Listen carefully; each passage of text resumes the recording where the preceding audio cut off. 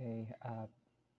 Hello, my friends. I am Mark Froilan Jason Dragon. I will be here to uh, report training and development for industrial and organizational psychology, along with my colleagues uh, Noreen Dumbi and Arbaya Dumangkag.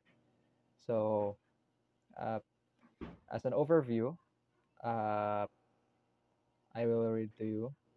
Training and development is an educational system for employees within a company.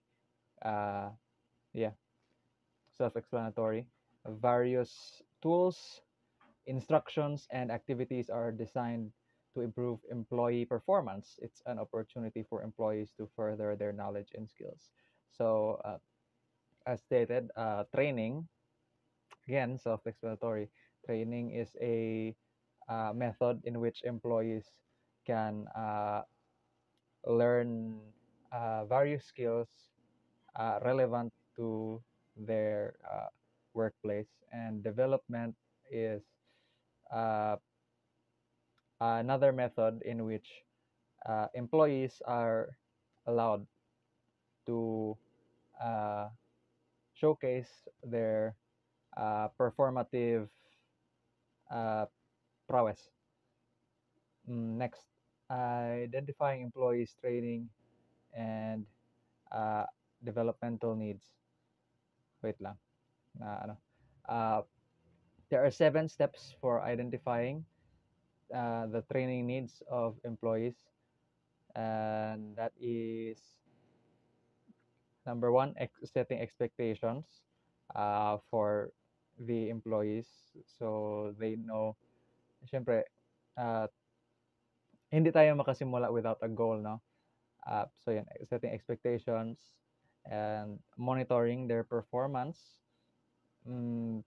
inquiry or asking questions sa employee whether or not uh, they are willing to participate, analysis of performance. So same sa number 2, pero this is more in depth.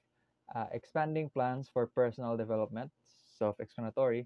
Focus group for understanding. So ayan yung nafo-fall dito yung what we call team building, and systems for mentoring and coaching. These uh, sessions are usually for one-to-ones with a mentor or a coach. And the main objectives for training and development is to form and sort of implement technical and managerial training programs, as well as to evaluate training efficiency. Uh, so yeah, that is self-explanatory naman rin kasi ayan, the main, it's in the name, di ba? Training and development. It is used to train individuals to develop certain skills. So I will be passing the program to the next reporter.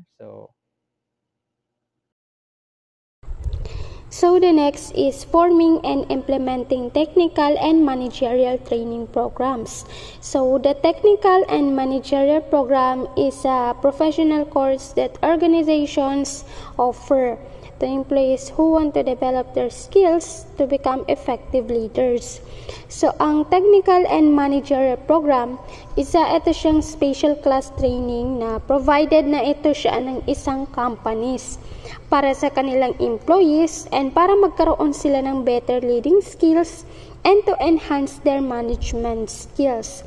And the example of this is to attending this kind of program and tuturuan ka dito like how you to communicate well, manage projects, and solve problems. And nakakatulong din ito siya sa mga employees to learn how to effectively lead teams and handle tasks in their job. The next is benefits. Number 1, helps develop deeper understanding of managerial rules. So dito tutulungan ka nito para mas maunawaan mo kung anong ginagawa ng mga managers sa trabaho. That it makes you better at leading and managing tasks and teams. Number 2 is cultivates company culture. It means tutulungan ka nito yung mga employees para mag-behave and work together in the company to create positive and productive environment. Number 3, it facilitates department-level unity. It means the program helps different departments work together better as a team. So number 4, improves management of work from home and on-site workers. So dito, para mas madaling maunawaan ng mga managers to oversee and ma-coordinate nila yung work of both remote, working from home, kumbaga, and on-site employees. Number 5, it increases employee engagement. It means the program, tinutulungan nito yung employees to feel more interested sa kanilang job. And then number 6, encourage personalized feedback. It means the program encourage giving feedback that is specific to each employee and focus lang ito sila sa individual progress and performance. So the next is evaluating training effectiveness. Training effectiveness measures the impact of training on their knowledge, experience, and company return on investment. Goals must be determined before training in order for results to be accurately measured. So dito, it means that the training effectiveness, dito tinitingnan kung ang employees ay natututo ba sila or nag-improve yung leading skills nila because of training, and how it benefits to the company. To measure this properly, goals need to be set before the training begins so we can see if the training achieved what it was supposed to do. Assalamualaikum warahmatullahi ta'ala wabarakatuh, and good day everyone.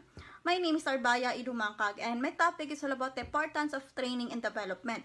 So in training development, we need to consider the determining the benefits. So what is the determining benefits? So in training developments, at kapag pumasok ka sa isang business, kailangan alam mo yung mga benefits nung pinasukan mo na yon.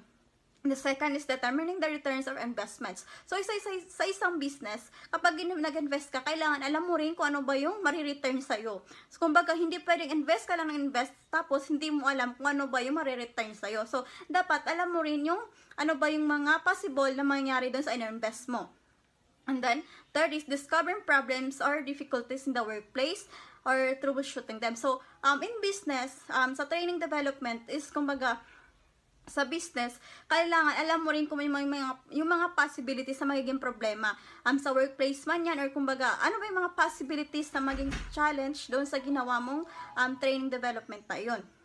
So, according to these 5 persons, they are proved the evaluation models, which is, first is the Kirkpatrick and Four-Levels training evaluations model, and then the second is he is a Philip Rowe model, and the third is the Kaufman 5 levels of evaluation. So the fourth is the Anderson mode of learning evaluation, and the last is the summative versus formative evaluation. So now let us proceed to the career planning. So in career development or training development, and this includes the career planning, which is career planning is the career development programs help employees manage their careers, learn new things and take steps improve their personally and professionally. These programs encourage guide employees on methods to attain their short and long-term goals. So career planning is, kumbaga, in career development, kapag nag-aral in career development is, kumbaga, ito yung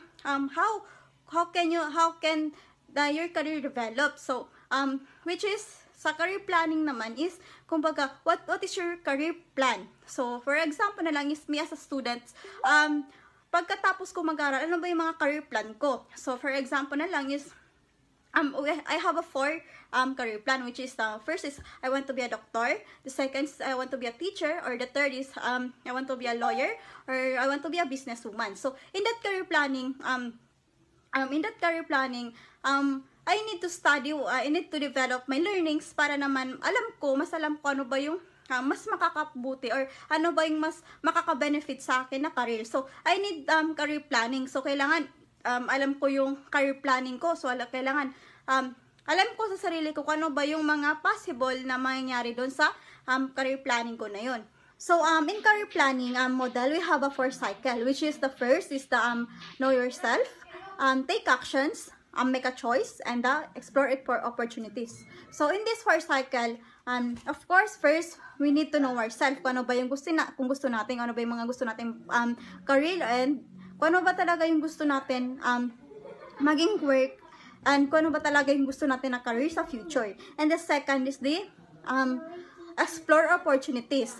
In career planning, kailangan talaga natin mag-explore ng opportunities. So, kumbaga, kailangan natin mag-explore ng mga iba't ibang opportunities. So, in that way, kumbaga, mas magkakaroon tayo ng maraming learnings. So, sa opportunities na yun, may iba't ibang opportunities. So, which is, kung gusto na talaga natin ma-enhance yung career planning natin is, kailangan natin makisabak sa iba't ibang opportunities.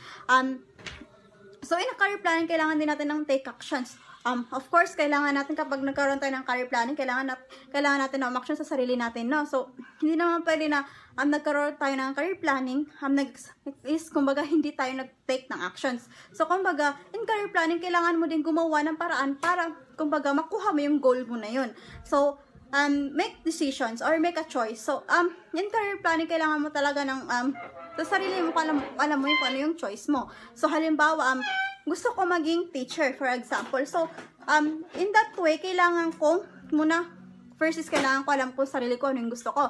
The second is kailangan ko mag-explore ng opportunities. Kumbaga doon sa teacher na yun na gusto ko is, kailangan ko explore yung opportunities para makuha ko yung goal ko na yun, yung career ko na yun na maging teacher. So, in that way, kailangan ko rin ng action. So, kailangan ko kumilo sa sarili ko. So, kailangan ko rin ng make a choice. Kumbaga, isa lang yung choice mo. For example na lang is, may gusto kong work or may pinagpipilian ka, which gusto mo maging businesswoman or gusto mo maging teacher. So, kailangan mo lang kumuha ng choice sa isa na yun. For example na lang, kinuha mong choice is maging teacher. So, mag-stick ka doon. So, hindi naman, pwede naman maging businesswoman ka and then teacher, pero kailangan alam mong i-handle yung dalawa na iyon. So, that's all po. Thank you for listening.